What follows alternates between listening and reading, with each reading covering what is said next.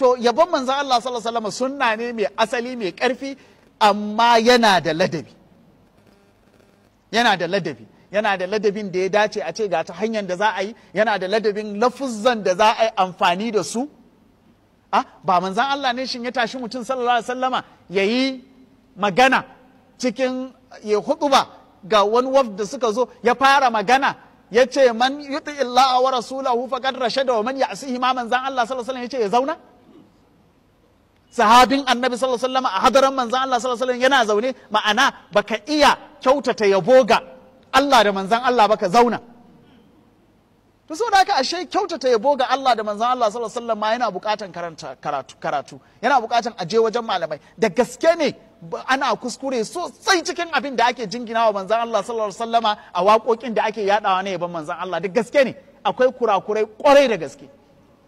Saboda shauki ba wai za mu ɗauki zahirin ma'anan kalmomin ma wanda ya yi hukunci ba, saboda soyayya ne shi kanshi bai san abin da yake faɗi ba, amma irin kalmomin da za a ce ne da ni ne zan faɗa abin da wannan mawaƙin ya faɗa, da hukunci na ba irin hukuncinsa ba ne, so da na san ma'anan abin fiye da yadda ya sani.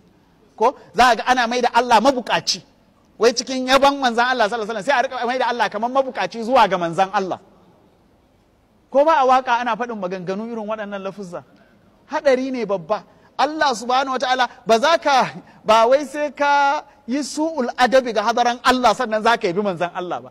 Manzan Allah baya son yaban da za a larshin ladabi ga Allah a ciki, baya so. Da aka ce wa man ya'sihi ma, manzan Allah ya ce a zauna, baya son magana. Wai fa saboda human da aka ce ne Allah da manzan Allah aka yi masa damirin biyu, ya ce baya so. In dai za a yabi Allah kawai a ce wa man ya'sihi.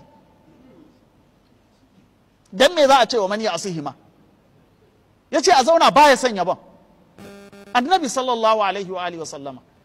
In kuma za ka fara lissafa abubuwa da ya yi irin wannan sallallahu alaihi wa sallama, ya isa wani karatu wanda za a yi awoyi ba iyaka ana yi cikin girmama janabin Allah. To janabin Allah ba a wasa da shi, ba a wasa da shi. Ba wai hadarar Allah subhanahu wa ta'ala ba ta bukatuwa zuwa ga bayinta. Hadaran Allah subhanahu wa ta'ala baka ga